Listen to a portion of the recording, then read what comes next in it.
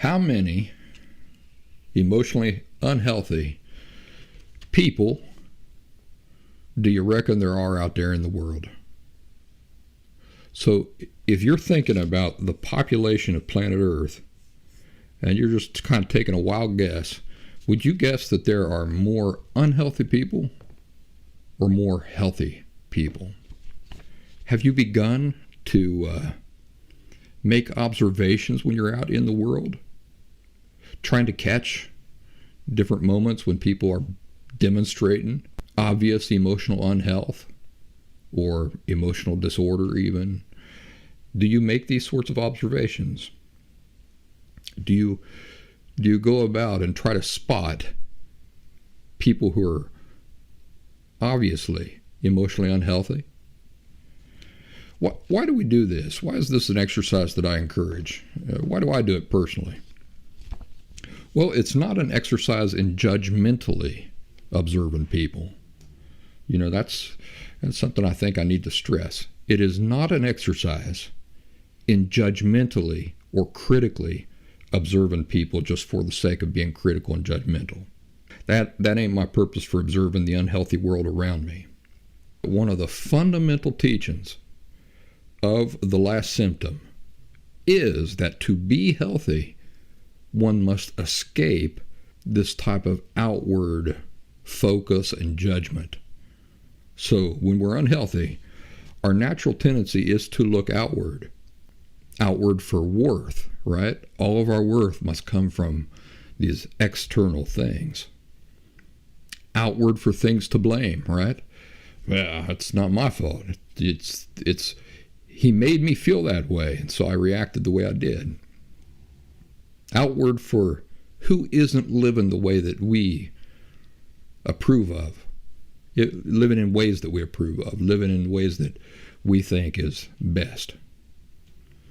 Outward for who should be doing such and such.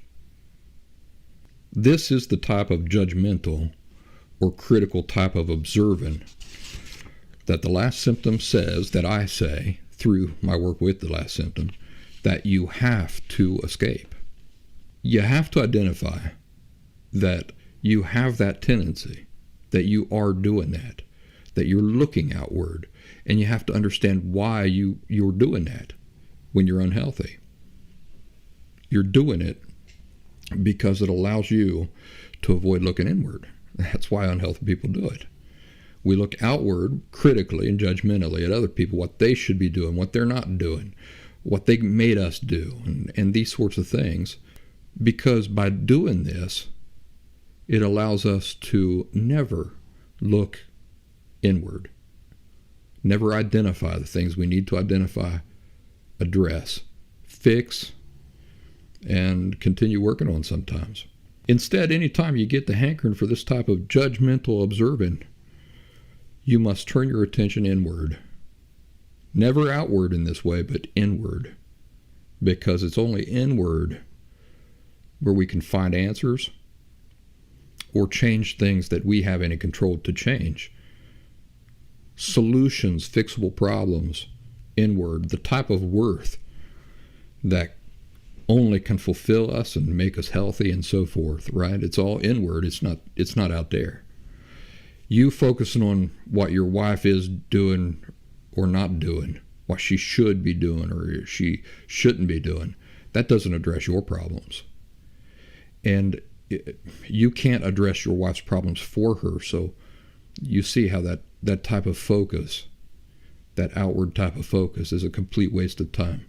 The only person that can identify and address those things that your wife's dealing with is your wife.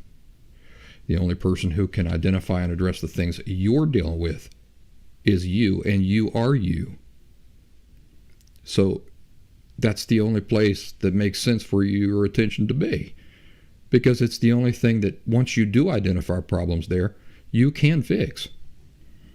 So the type of observation of the world that I'm talking about ain't the judgmental, critical kind.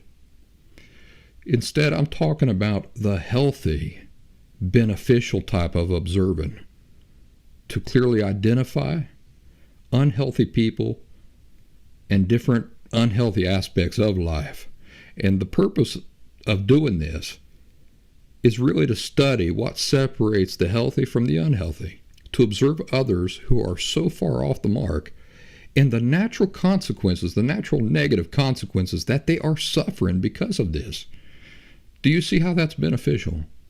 When you look out at the world and you see people be, first of all, with unhealthy attitudes, and because they have unhealthy attitudes, they naturally behave and approach life unhealthily, and you observe it, and you observe the frustration and the pain in their life, the disorder in their life as a direct result of it, do you see how that's beneficial? Because I can see in their example what they're doing wrong, then I can avoid that myself.